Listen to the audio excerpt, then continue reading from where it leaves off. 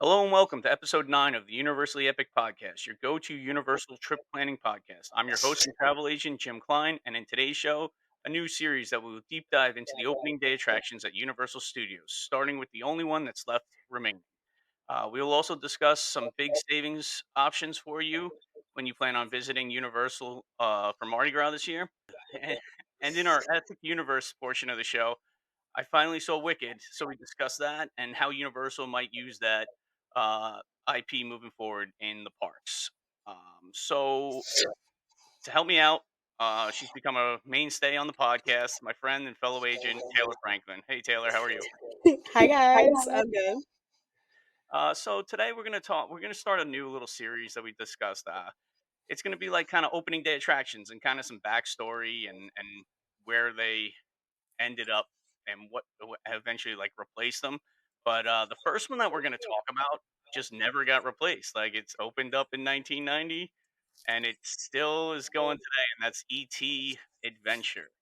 Um, and it is a beloved attraction for many theme park goers. Um, and I know it's one of your favorites, right? I love ET. Yeah, Every time we go down there, we make it like a point that we go get crepes at the Central Park crepe stand yeah. and Holly like eat them on the way to ET. Yeah, Holly and I talked about the crepe stand, and the crepe stand is one of the best kept secrets at Universal. So let's not like really like spread that because it's not even in the app. So like, but I it love is. that That's place. it's the best. It is absolutely one of the best snacks in any theme park. Um, so let's get into some of the backstory and how ET came about. So back in the early '80s, it kind of goes back to Disney as well. So Disney and Universal started this like what they called the studio wars. It was basically they wanted to make theme parks like a movie studio. And so there was like a race to open up, which kind of was like a downfall in the end. But so the studios wars began with like Disney bringing on George Lucas, IPs like Star Wars and Indiana Jones, to come to what was MGM Studios, and now it's called Hollywood Studios. Now that opened May 1st, 1989.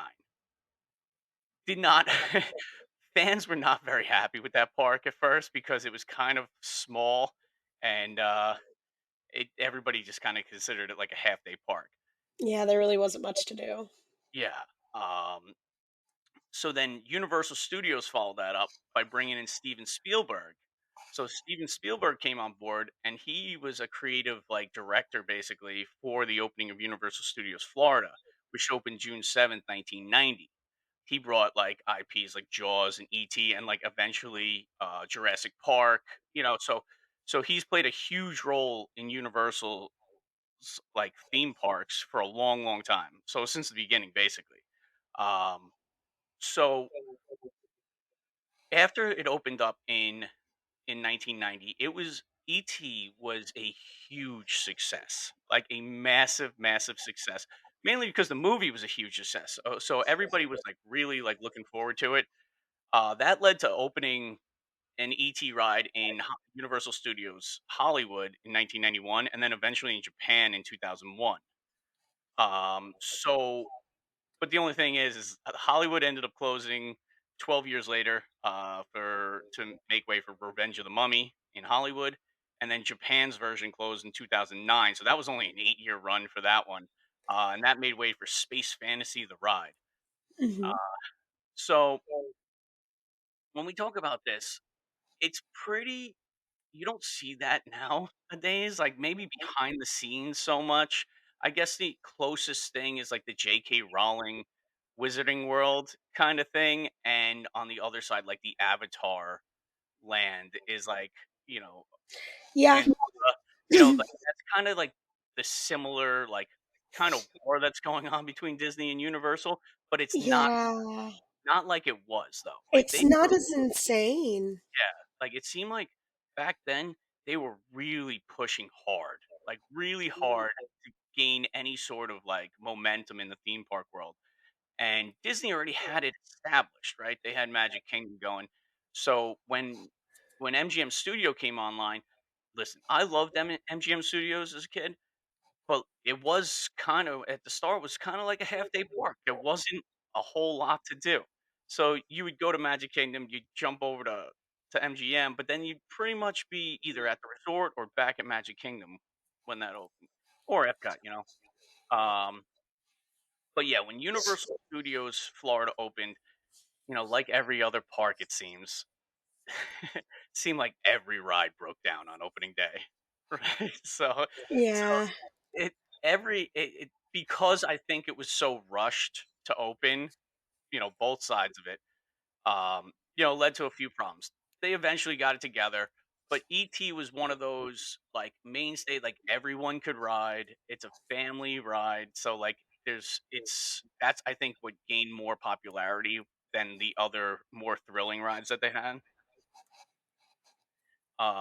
So let's get into the ride itself. Okay, so we'll start with the queue. So you start out outside of the show building, um, and then you walk into this little pre-show where Steven Spielberg is in. Now, the original version of this was Steven Spielberg speaking to the guests, saying that they're entering a movie set that they're filming the sequel to E.T. Okay, and then when you and but that stopped in 2002. So 2002 was the 20th anniversary of the movie. Steven Spielberg wanted to change that pre-show, so they did it, and it changed to the version that you know today, where you're walking, where you're going and you're tasked with like saving ET's home planet, bringing ET back to the green planet.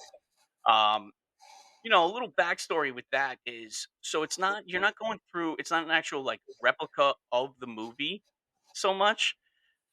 Well, what I found was that whole green planet scene is actually a sequel, but it's done in a novel. I'm not sure if you knew this. Did you know this? Yeah, I did know that actually. The like Yeah, yeah, the book of the game. the Yeah, it's a called lot of the characters that you see in the ride are completely like I guess brought to life versions of like the novel version of ET, the yeah, sequel one, because yeah, they never got a second movie. yeah. So they Which never got honestly, probably for the better that we yeah, never got a second ET. We don't exactly. need another ET. I'll accept it in a book. Yeah, no, that's that's a good point. Yeah, because it would have been terrible. So Would have been rough. after this pre-show, you walk out and there's cast members at these computers, and they use this to give you what's a adventure passport, right? So you let them know your name and they type into their computer as fast as they can. They are pumping out names like crazy. Like it is So amazing fast. to watch. Yeah, it's amazing to watch them work. So they're pumping out these names. They hand you this card. You hold on to this card through the queue. Okay. Then you walk into the actual line queue, which is incredible. So it's this dark forest, like large redwood trees everywhere. And the smell that was in there Oh is yeah, it's oh, incredible. yeah, I know there's a magic candle company like scent for it. Mhm. Yeah, I think it's like a pine type scent. It's Unbelievable. it's so And nice. there's show props, like movie props kind of, based on the movie and you know, it's probably, it's hard to say now, based because this opened in back in 1990, this was incredible Q for the 90s, right? It's 2025 and it's still incredible. And it still holds up today, Every right? time I walk in, I'm like, "Oh my god, Yeah. You I'm got like 6 years old again watching ET. that This is light crazy." smoke coming through, like, it's incredible. And then obviously it's a comfortable queue too because it's all indoors. So you're All out of indoors. it's Best AC in the park. I'm gonna yeah, say it right now. Best AC in the park. it's great. And it's nice that they keep up with it too, right? So like it's amazing. Um so let's get it. So now you're going through the queue. You could spend a little bit of time in there, but it's not really that bad. It's so nice in there that you don't really feel like you're waiting all that long. Um Right, and I mean, there's so much to look at. All of the animatronics that are in the ride queue, yeah. Yeah, all the of the robot animatronics that are separator. in the ride queue. and then you've got just like they're kind of in the same way that most queues do. They're explaining the story of the ride to you. So they kind of have to explain that you're also looking for ET's friends for when you bring him home. Yep. So that's kind of fun. You get to see like pictures of all these little creatures. Yeah, so Um, in that pre-show, they do show you some of the creatures. mhm. Now, from what I found out was they kinda threw that in there so kids didn't get scared of what they look like later on in the ride, because they are a little unusual looking, you know? So Definitely. so you get up to the actual ride vehicle. You hand in your passport. The the team member collects your passport. They scan it. You get on the ride. Now, back in the day, back in the '90s when it opened, it had two forms of ride vehicles. One was the bikes, which we know today, and then the other one is a spaceship. So the spaceship was for like ADA wheelchair accessibility, right? Unfortunately, they had to have those on the tracks all the time. So you had a choice when you got up to the front whether you wanted the spaceship or the bike. Now, nobody was choosing the spaceship, obviously, Why because would you? why would you choose the spaceship? It was a bad decision, but it was more for the accessibility of the ride. Um, that got changed rather quickly, and they modified the bike um, vehicle to have like wheelchair accessibility. So like right now you go up there, it's all bikes.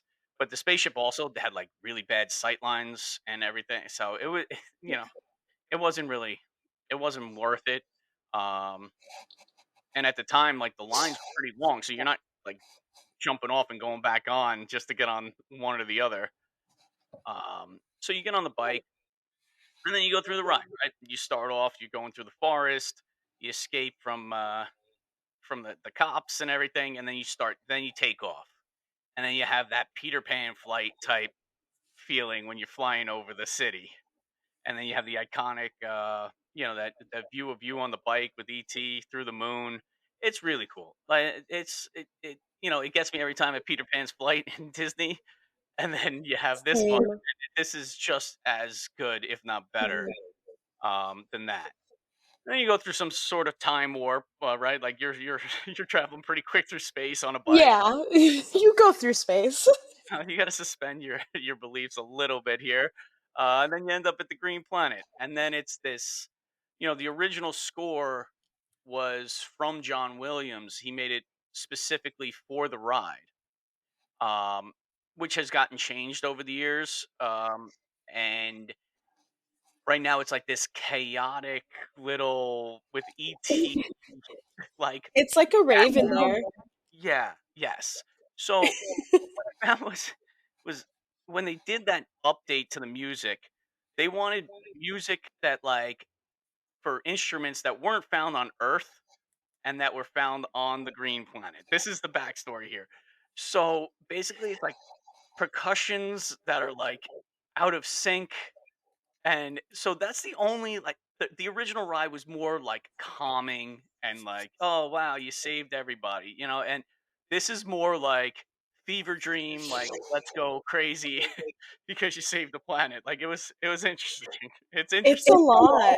It is. And then you get to see, like, all of the little creatures and stuff that are, like, all playing these instruments, Yeah. and my personal favorite, there's one that's, like it just looks like they took ET and, like, shrunk him down, and he's, like, this big, and he sits, on just, like, one of the percussion instruments. I don't think he's worked any single time that I've been there. I have been there right after it went down for refurbishment. I have been there right after it, like, just before it went down for refurbishment. I have never seen that work, but I know it's supposed to, like, slide up and down. I know it's Funny. supposed to, That's so funny. but it's so funny, and he just kinda, like, spins now. It's so funny. uh, yes. so so as you progress through the green planet, everything starts to heal, and yes, you save the day, and then you get to the final scene, which is ET, and this is where your passport comes into play. And he starts. So what's supposed to happen is he's supposed to say your name. It's based on like RFID chip readers on the Mhm. vehicle, right? So when they scan your ticket when your passport before you get on the vehicle, it gets assigned to your vehicle, and he'll just say your name at the end. Very, very cool and very advanced for back in 1990. Um, however, When it works. it works because some of these names are botched completely, and it's And hysterical, and it's part of the fun so now. funny. So now it's just part of like the lore of ET is like that's what you look forward to, and you're seeing if he's gonna say your name right, number one, and like what other people have decided to make their name, right? Yeah, because so, like, obviously it comes from the cast members, like, typing in as fast as they can, and, like, human error exists. Yep. These cast members are not machines, and because just like any kind of, like, voice program that you, like, type into and have it try to say, there are problems. Um There are problems. To say the very least, there are problems. So, especially if you have something like a weird spelled name or something that's not phonetic, you kind of run into like, how's ET gonna pronounce it this time? What's Yeah. he gonna say? It's very But when it doesn't work, the it's still he still says goodbye to you. He just says goodbye, friend. yeah. Yep. So so I did see this too. So there was this podcast that I think the name was Grim Grinning Hosts Podcast, right? They assembled That's really cute. yeah, that is a great name, right? I thought so too. Um, they assembled a Tony Day, they called it, right? So they assembled like I think it was like 60 people to enter the ride queue at the same time, and every single person said their name was Tony. Oh my So god. so as they were saying it, it was just like Tony, Tony, Tony, Tony, Tony. So and then so as I was looking that up, just checking it out, I found more recently there was a group of people that went on and did Chuck as well. So it's something fun. Oh no. So, so I have a friend whose name is Tristan, like Trystan, Tristan. okay. Um, that is how you say his name. That is not. But obviously, it looks like Tristan. Yeah. And so ET said Tristan when we were on the ride, and he was like, "God, ET can't even say my name." It's an old technology. What can you say? He's like, they're typing on computers that like maybe at max run like Windows '09. It Like is you almost want to have that sound, right? That clicking sound of the the keyboards. It's so loud. It sounds so old. It's so great. I love it. I have a mechanical keyboard, so a lot of the time when like I'm in call with my friends, they just hear this. Yeah, exactly. That's exactly how it sounds. It's great. Great. So yeah, so that's ET. Like, and this has stood the test of time. So there's some rumors out there about why this has stood the test of time, and one of the rumors was supposedly when they announced that Jaws was closing, Steven Spielberg was not too happy with that decision, Yeah. and he basically told them that if they did away with ET, like he'd stop working with them. Hmm. Don't know how true Which that is, but that is the rumor that goes around like quite a bit. I could see that having at least some credence because like he is involved in a lot of things at Universal Studios. Um, most excitingly, really, is he had a lot to do with Epic Universe. Um, even being made in the first place. And then he had his hand in a lot of the DreamWorks area that we have now, which is currently where ET sits. Is kind of like back in the DreamWorks area. Like to a point where if you look on the sign for the DreamWorks area, his initials are on the sign. Oh wow! Oh look at that! I didn't know that either. Hmm. Nice, very I cool. think they have all of like the creators on the sign, Oh but nice. because ET is back there, his initials are on the sign. And I think that's another part of it too, is like where ET is located. It's kind of like set in an area where there's not much room for expansion so much, Yeah. and it would take a lot to like update that like to a new ride. Right. And Well, there's no and room thankfully, to. one of the biggest issues for ET a lot of the times is that nobody knows where it's at. Yeah. Yeah, it's kinda Um, tucked I away. could I could walk there with my eyes closed. Mhm. I love ET, but they do now because it just recently got the bathroom over there got repainted for ET, and also there's a giant sign now that kind of sits further out from where the ride is, so you can see that it's ET because there's so much going on in the DreamWorks area that like you will miss it. You will miss it if you don't know it's back there.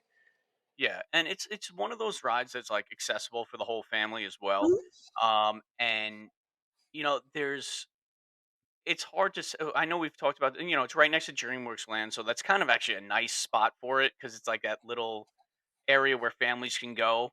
Um, Yeah. but yeah, when you look at, like, other rides at Universal, whether it's screen rides or roller coasters or stuff like that, it takes some sort of child to be on a more thrilling side of things for the most part. Mhm. Getting moved around, 3D. This is just classic dark ride, no screens, animatronics. It's such a great, like, relaxing ride, but also like you are flying, so it's kind of cool too. Like, so it gives like kids that perspective of like a thrill ride, but it's not thrilling for the older crowd as well. You know what I'm saying?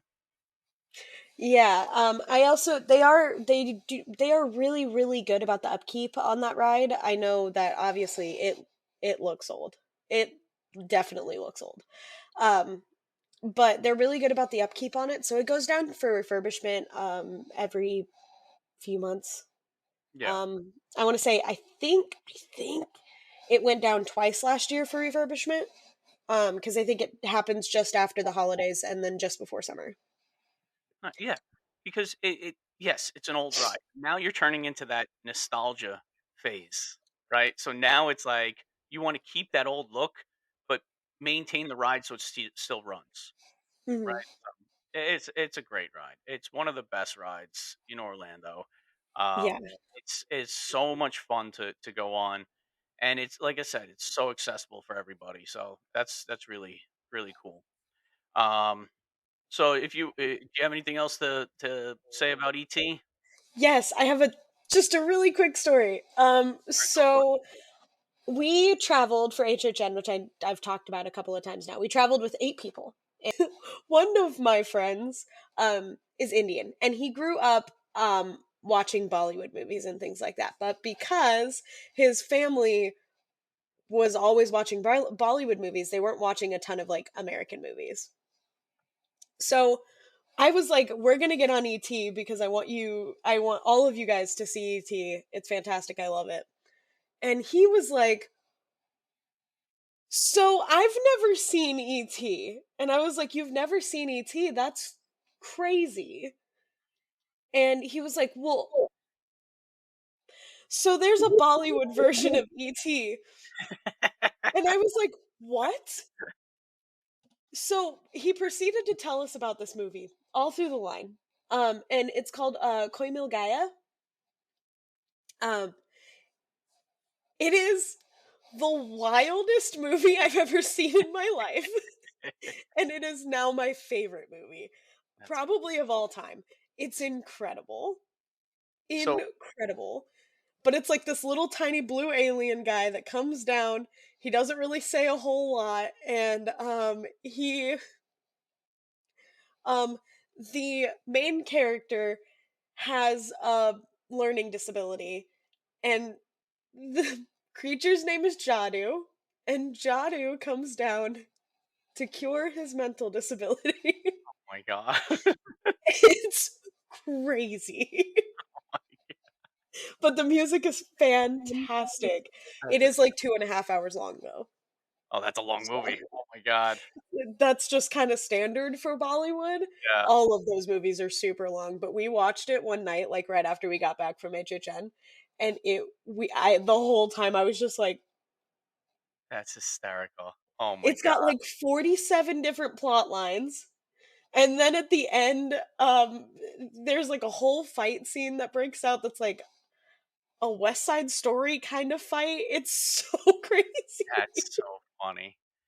But Yeah, yeah, so we learned about Jadu because, yeah, you have we wanted to go on the ET ride. after the episode, text me the name so I can put it in the show notes, so if people wanna check it out. 100%. I Alright, I will.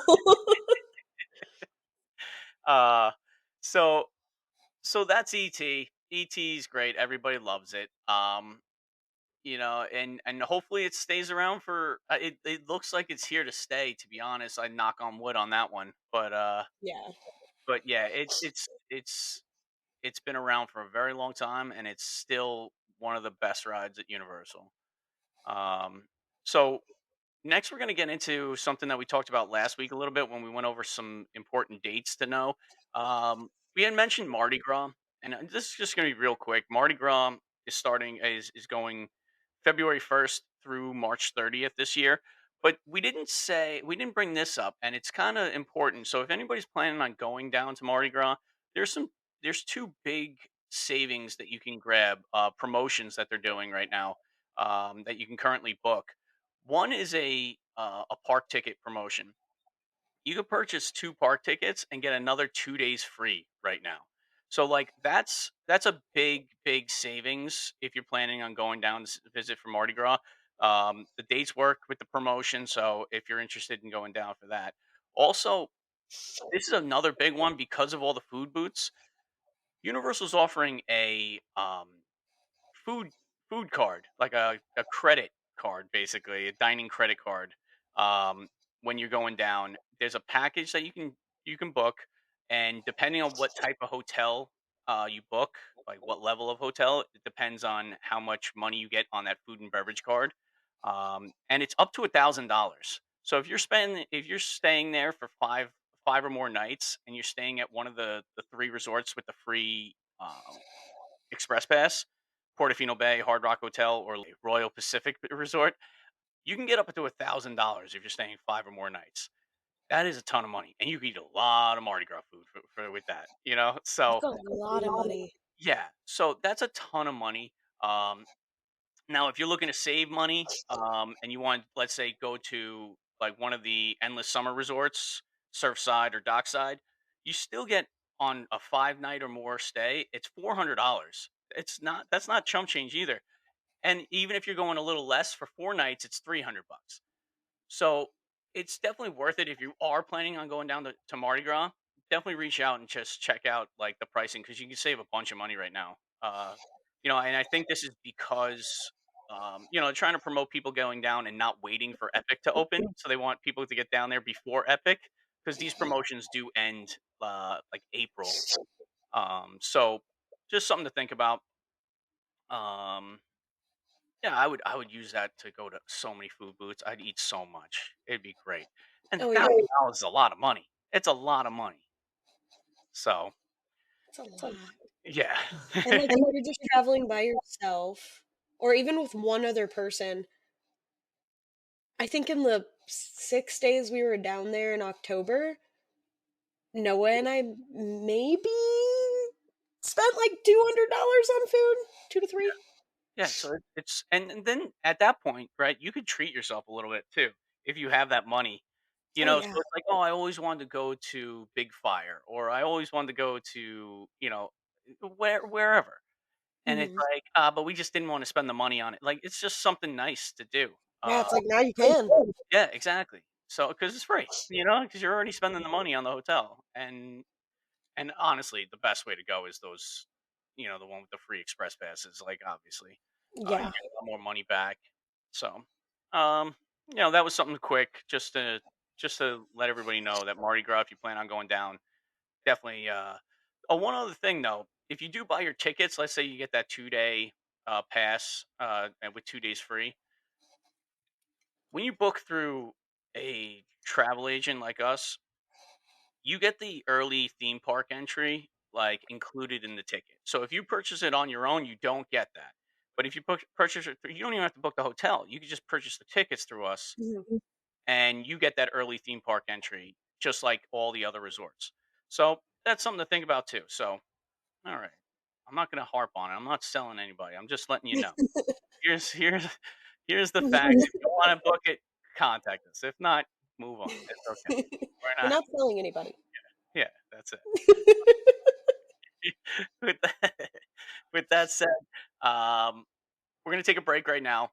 When we get back, we're gonna talk about Wicked, and I just saw Wicked for the first time last night, so we'll talk about that, and we're gonna go into basically what we think Wicked's gonna be like in the parks, years from now. So stay right there, and we'll be right back. The Universally Epic podcast is brought to you by the Magic for Less Travel, a Universal You Preferred travel agency. If you are looking to plan your next Universal Orlando vacation, let's do it together. As a certified Universal specialist, I can help guide you through the planning process with helpful tips and tricks along the way. The best part, all my travel planning services are absolutely free to use. And when you book your Universal Orlando vacation with me, you qualify for an exclusive booking bonus offer from the Magic for Less Travel, a $25 Universal gift card for all vacation packages over $2,500. Ready to start planning? Email me at jim.klein@themagicforless.com to start planning your next epic Universal vacation. All right, for our next portion of the show, we're going to get into our epic Universal version, which actually we're going to start with Wicked. So I just saw Wicked just actually last night with my family. It was good. Like, I do enjoy a good musical, to be honest. And this was good. I thought it was very well done. I think the it progressed pretty well. For a 2 hour and 40 minute movie, it went rather quickly. Like, I didn't feel like I was bored at any point in the movie. Um, but it is making huge waves at the box office, right? Oh yeah. I work at like my little small movie theater. Um, we do pretty decent business. But like for the most part, the Mall of Georgia isn't like that far away from me. So a lot of the times people just go to that one instead of my theater. And we were still doing like I think opening weekend, which to be fair, Gladiator and Moana came out 3 days later. Or, well, Gladiator came out on the same day, but Moana came out 3 days later. But Wicked by itself was like almost selling out every show That's amazing. for That's the amazing. first like 2 3 weeks. Yeah, it's got this huge following right now, Oh, and it is massive following. just barreling through. So now I saw it, and we're into January now, and the theater still was like half full. Like, Oh yeah. it was pretty good. I gotta say, like, I was pretty impressed with how many people. I thought we would just be there by ourselves, but no, it was pretty crowded Mhm. for like 2 months later. Um, Oh yeah. So this turns into, and I got to say, like, the ending to Wicked was amazing. I thought the last like 45 minutes of Wicked was really really good. Now, Um, have you seen the play or like have you so like I actually I should have seen the play, but I didn't. I had tickets, but I ended up not being able to go, so I had to sell them off. So that's that. Like, and I'm right. I'm like literally a train ride away from Broadway, so it's not. I shouldn't I should have went, but, like, how Broadway tickets are. They're expensive too, like, so yeah. Well, and especially for the big yeah, shows. big shows, yeah. Yeah, so, like, I really don't have any background on what this is even about. Like, I know it's like a prequel Oh, type thing. Yeah, so I'm going into it okay. completely blind, and I didn't really wanna research it too because I kinda wanted to go in there and see how Right. it went. And I figured I went this long without knowing, so it was I'm like, "Why do it now?" But now, unfortunately, I got home last night and I was like, "What happens in the second part?" So I'm Googling that. So The second part is wild. yeah, so Um, it looks like it's I'm a gonna be a great time. I'm a really big Wicked fan. I have been since I was like little. Because my two older sisters are like obsessed with Wicked. Um, but I've always been a longtime Wicked fan, so I was super apprehensive when they like announce the cast, and then they said that it was going to be a part one, and I was like, well, the only part you can really end it at is defying gravity, so like that'll be a little strange if you choose to go past that. And then I saw the runtime, and I was really scared about the runtime because it's longer than the actual play. Um, Yeah, just just for the the first first part. part. Yeah. Yeah. But apparently this is more book accurate than it is like play accurate, though Okay. both of them are still faithful adaptations. Alright, that's good. Yeah, it was great. Like I said, I didn't feel like I was sitting there for 2 hours and 40 minutes, like, it moved along pretty well. The music was good. I liked it. I enjoyed it, and my daughter, she's 13, and that's the real reason why we went, because her and her friends are, like, wicked crazy, and she's been, like, begging us to go, so I'm like, "Alright, let's go. Like, let's just go." Mhm. And yeah, it was great. And she had a blast. My son, who is 10, he enjoyed it too.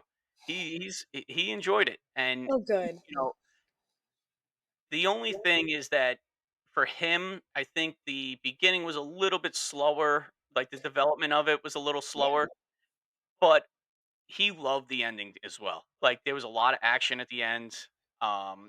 Defying gravity. That was a great. Obviously, it's the only way to end that movie. Um, Yep. it seemed because I don't know how you even move on from that. Like, Well, that's the end of Act 1, yeah. So so yeah. So you have to do it that way. mhm. Um, okay. So how does this translate into Universal?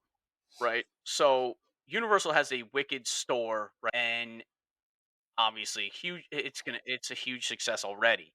That store is going to be up right through this year up until next year, where part two comes out. That's coming out November 21st, I believe, Mhm. in 2025. So Yep. they got this thing like locked up. Like this is gonna be a year of Wicked and then another year of Wicked. Oh, yeah. So they're doing it, and I guess they knew it. Like, come on, I think it seems they had the store ready to go once it came out. Um, Right. the movie's super popular. But what I'm wondering is how much more can they do with Wicked? And I think they could do a lot, right? So when we Mhm. talk about Epic Universe, like we're not even open at Epic Universe. But you got to think eventually down the road, Wicked has to be a part of that park at some point. Or maybe not. Maybe it's in the other parks. But where would you put maybe an expansion or something like that? Because it would be kind of cool to like go see the Emerald City or Mhm. something like that in that, and maybe have an attraction where you're flying around. Yeah, no, I agree. I prior to Epic's, I guess, arrival, I kind of had this thought because I mostly, obviously, they're not going to be adding any expansions for a while to Epic. But I kind of had this thought. We do know that eventually, not saying when, though we do know rumors, eventually the Simpsons area is going to go away in the studios. And with the Wicked store and the Wicked experience and everything that is already in the studios, I could see them just kind of like whoop, and Yeah, like putting it back there, because I think that that's a really good corner. You could do a lot with like entrances and stuff, coming in and out of it. Have gates to the Emerald City, and then you'd get the Defying Gravity ride or whatever. But if that's not the case, then we could put it in Epic, and it would be kind of fun because I've always thought about like what expansions for Epic Universe would look like. Um, and it seems like it would kind of have to be like, okay, so here's a portal, and then like a little bit further back, here's a portal. And yeah, like it just kind of like it's like either yeah. It in would or have to out be set back a as you little go. bit. Yeah. Yeah, yeah. I love the idea of replacing The Simpsons with that. Same It, period. yeah, it makes sense. It's going away anyway. We know it's going away at some point. And it would fit, and Yeah. I don't. So here's the thing. So with the Simpsons Land, I enjoyed Back to the Future when it was there, and I don't enjoy the Simpsons ride. It's the same exact ride, Yeah. basically, but for some reason, the Simpsons ride, like, just didn't work for me. Like, it just didn't. It was fun, but I felt more like, and I don't get motion sickness, but I felt more queasy after the Simpsons ride than I No, that ride will ever throw did on you Back. around. Yeah, I felt like I was tossed around a little bit, and, like, Back to the Future, I loved. I never had Mhm. a problem. So, it's, I guess it's all based on the actual, like, what's on the screen that's messing up with your brain, you know? Yeah. Um, yeah, turning that into a defying gravity ride would be kinda nice. Like, it would be an easy, I would say it would be the easiest way to do it, Yeah. right? To I mean, you just put it in the existing show building and then you Yeah, can change exactly. whatever you need to. I mean, I do think it probably should be gutted, and it should be completely redone, but if they don't wanna go that route, I could see us it being like, "Follow Elphaba through the Emerald City," or whatever. Yes. Yep. Yep. Yeah. Now, if they were to put in the Epic down the road with an expansion, Mhm. my idea would, from Celestial Park, maybe put like a Road Yeah. kind of going in between two of the portals. Let's say I think it would have to be on that side of Super Nintendo World and Dark Universe, kind of in between those two. I think they have space back there. I believe. Well, Sure, don't hold me to that. And then probably, but I think it would be better suited over by the Ministry of Magic and, How to Train Your Dragon. okay, 'Cause that feels like the fantasy fantasy-esque side of it, side of yeah, the park. yeah, that makes sense. Yeah, I'm more worried about, like, where they have space to build it, Yeah, right? no, that's Like, I fair. think that's all where it comes down to. Yes, it would probably make more sense because of the fantasy aspect of it, but if Mhm. they don't have the space over there, you know but it Yeah. would be kinda cool if you're walking through Celestial Park and, like, all of a sudden, like, the Yellow Brick Road appears and you follow it to a portal, right? And then, you could even see how the portal would look with, like, the Emerald City, like, Oh, building yeah, on it. It would look really cool, and then you walk in and you could really get an immersive land in there. So, definitely. that would be kinda cool. I would Mhm. like that. I would like to see that, and they're gonna be doing something with it. They have to do something, right? Even if it's, like, something small, I could see a restaurant, we could be getting a restaurant out of this, or just any kind of nod to the fact that Wicked has done so much for Universal just in these, like, past couple of months. Yeah, 2 months, Um, and it's massive. yeah, it has made and generated the studio so much at this point. Um, I know its budget was high, and I do believe, fun fact, in order for a movie to make a profit, it has to make 2.5 its, budget. And I do believe that Wicked is sitting over that now. Alright. Alright, so it's profitable. So, Mhm. yeah, it's a massive success, and just think of, if Universal really wanted to do this, right? About 2 months before the next movie, they re-release it in theaters Oh, I'm before, sure they will. right? They have to, and then They'll it's just like probably, back to back type of thing. I could see them doing a double feature. I know that the movies are long, but I could see them doing some kind of like double feature because usually when like the Marvel movies and things like that come out, especially right before Infinity War and Endgame respectively, they had like a giant movie marathon or like they did it for I think Iron Man and they did it for something else. They did it for I don't remember.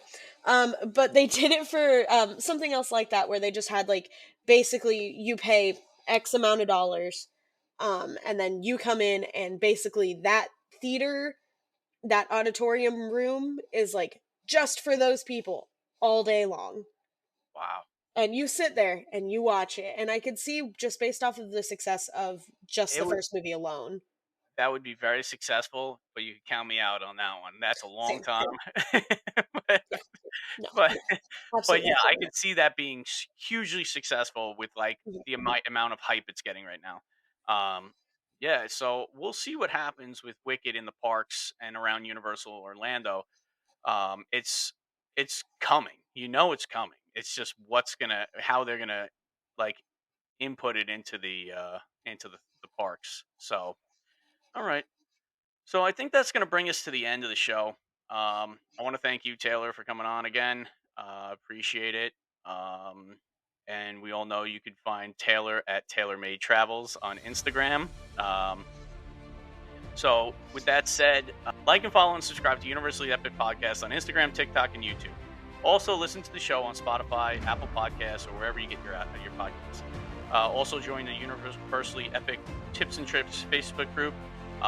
This episode has been brought to you by the Magic Plus Travel. If you have any Universal Orlando trip planning questions or are looking to book your next trip, email me at jim.klein@themagicplus.com. And like always, have an epic week, everybody. Is uh I have one of my friends um is why can't I think of the name for it now? It's early. Um, I'm so sorry. That's Um, okay. wha- All right, not a bad start. There we go. you Yeah, almost got all the way through the intro. almost, right? I I know. was like, It was so close. I don't even know what I got caught up on. Epic Universe. I don't know. literally like three I'll words listen from to the it. end. It's all right. Well, you got one too. I'll put at the end there. I do enjoy that. Like I like clipping those out and throwing it at the end of the episode. I don't know if anybody actually listens to the whole episode. Oh, We I have do. like and follow the Universally Epic podcast. And I lost my spot, so I'm gonna have to redo this. Oh my god, where am I? Oh my god, what am I doing? Okay, all right, ready?